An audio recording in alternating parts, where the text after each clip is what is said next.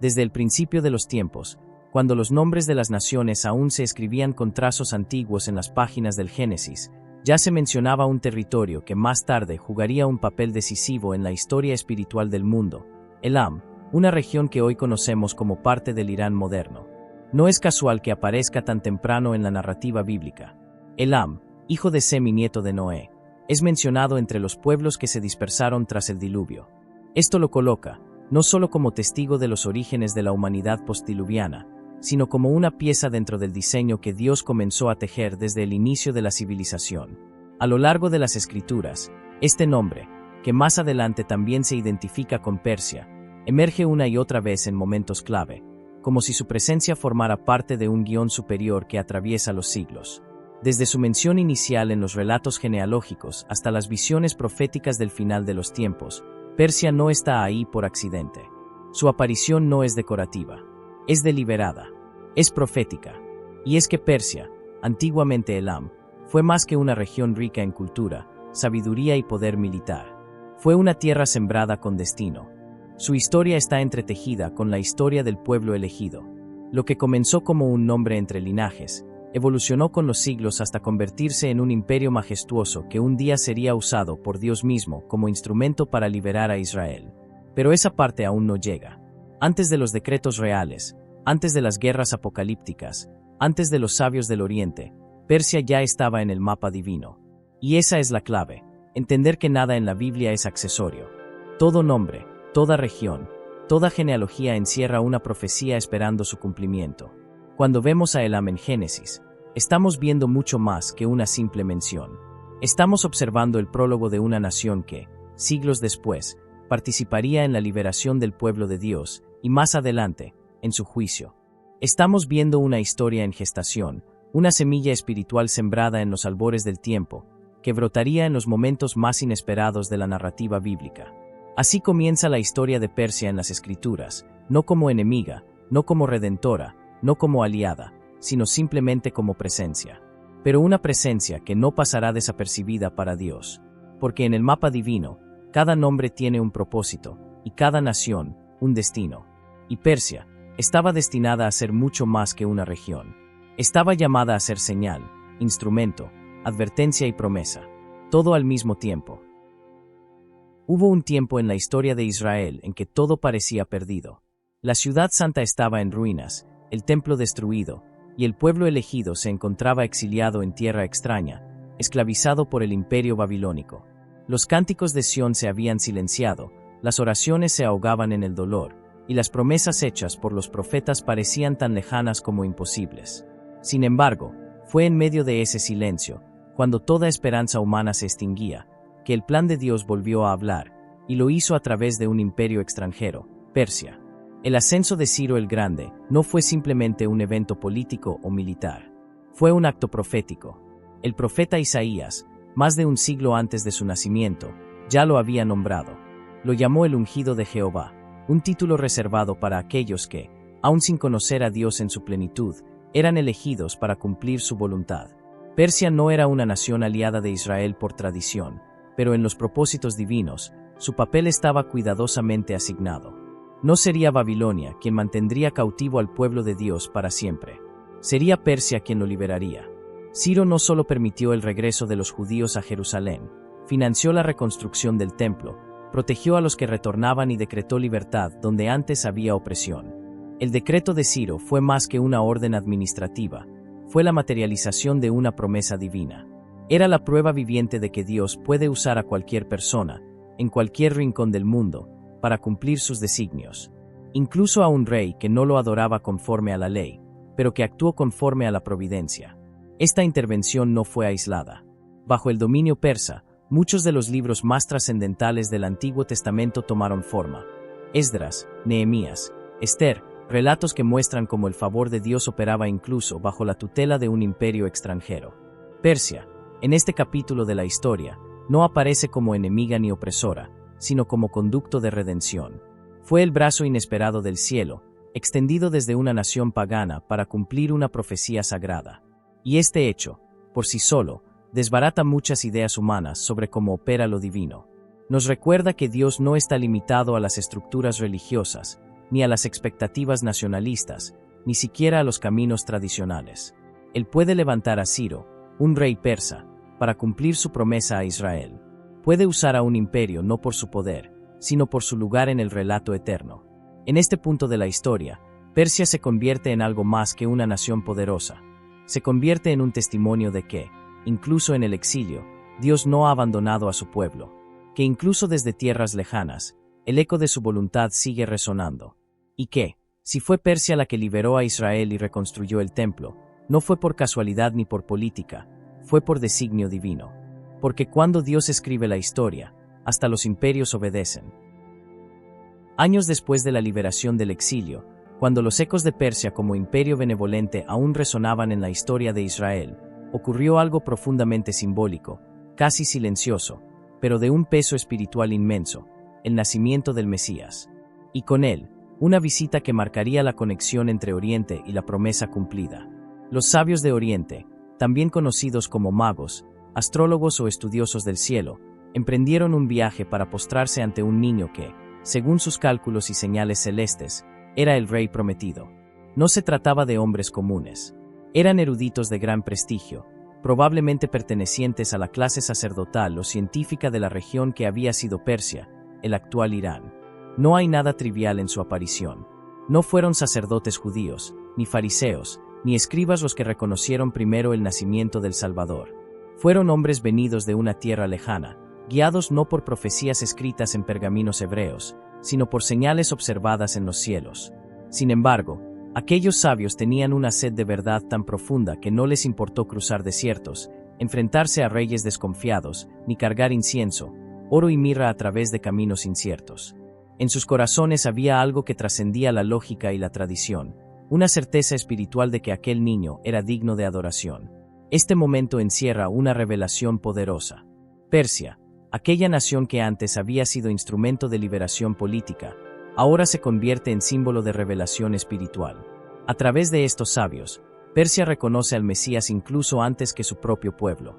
Es como si Dios hubiera querido dejar una huella imborrable, que el Salvador del mundo no vendría solo para una nación, ni sería reconocido únicamente por los guardianes de la ley, sino que sería luz para las naciones, y que incluso una tierra considerada extranjera, distante o pagana, podía ver lo que muchos no querían ver.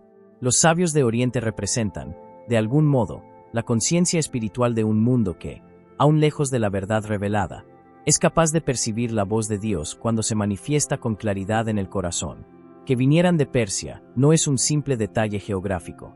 Es una confirmación más de que ese territorio, aparentemente ajeno a la redención, había estado entrelazado con el propósito divino desde el principio.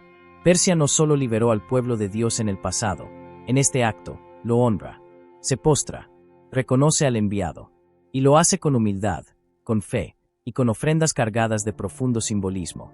Mientras en Jerusalén reinaba la confusión, el miedo y la indiferencia, en los corazones de estos viajeros orientales reinaba la certeza.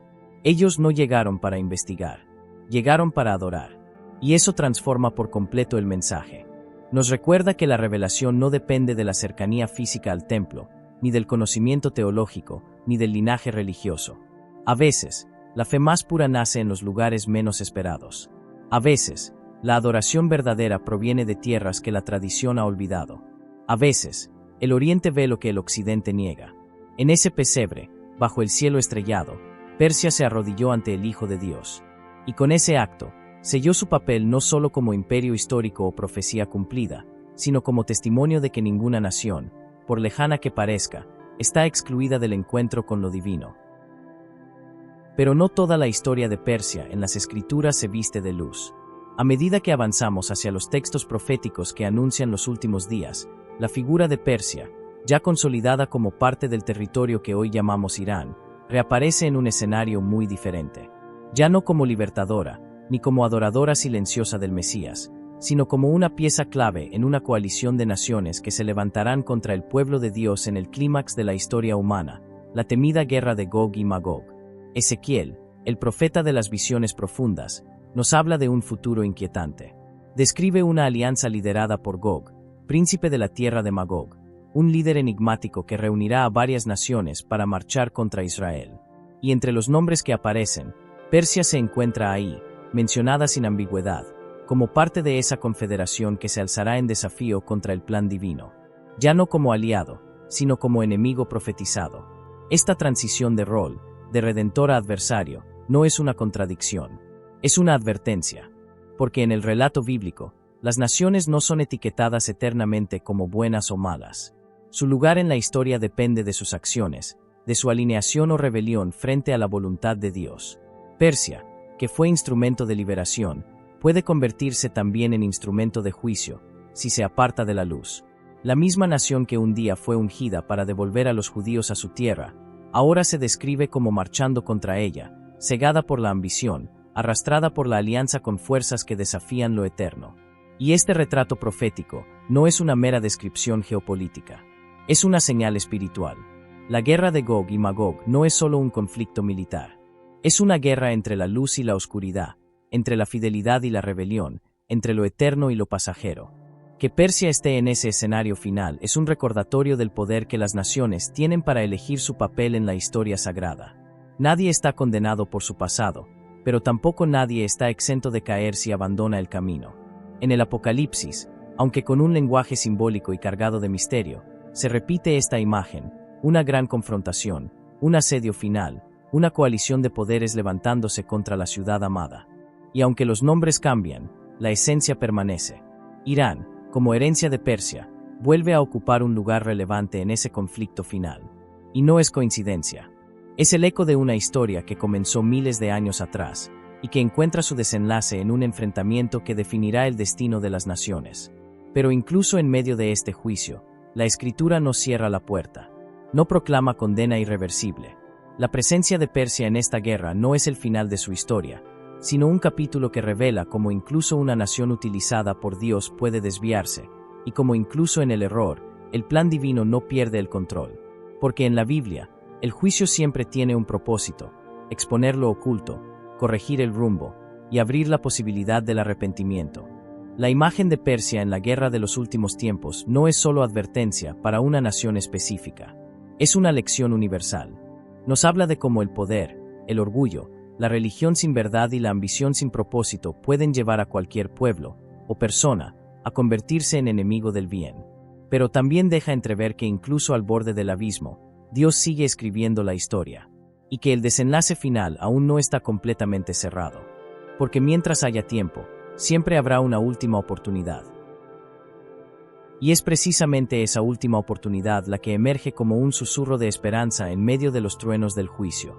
Porque la Biblia, aun cuando anuncia guerras, exilios y destrucción, nunca lo hace sin dejar abierta una puerta hacia la restauración. Y en el caso de Persia, o de lo que hoy conocemos como Irán, esa promesa no es una excepción. En el libro del profeta Jeremías, capítulo 49, Dios pronuncia un juicio severo sobre Elam, una región clave del antiguo territorio persa. El juicio es contundente: dispersión, temor, ruina. Pero, como tantas veces ocurre en la profecía bíblica, la última palabra no es destrucción, es redención. Jeremías concluye el oráculo con una frase que desafía todo lo que se espera tras el castigo: pero acontecerá en los postreros días, que haré volver a los cautivos de Elam, dice Jehová. En medio de la condena, hay una promesa. En medio de la caída, hay un levantamiento. Lo que parece perdido, puede ser restaurado.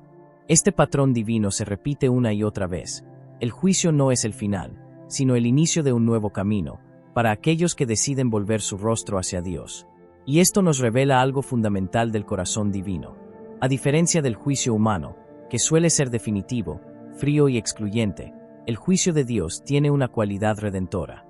Él no destruye por destruir. Él hiere para sanar, sacude para despertar, derriba para reconstruir. Y en este acto, Elam, Persia, se convierte en símbolo de todas las naciones que han conocido la gloria, han caído en error, y aún así son llamadas a un nuevo comienzo.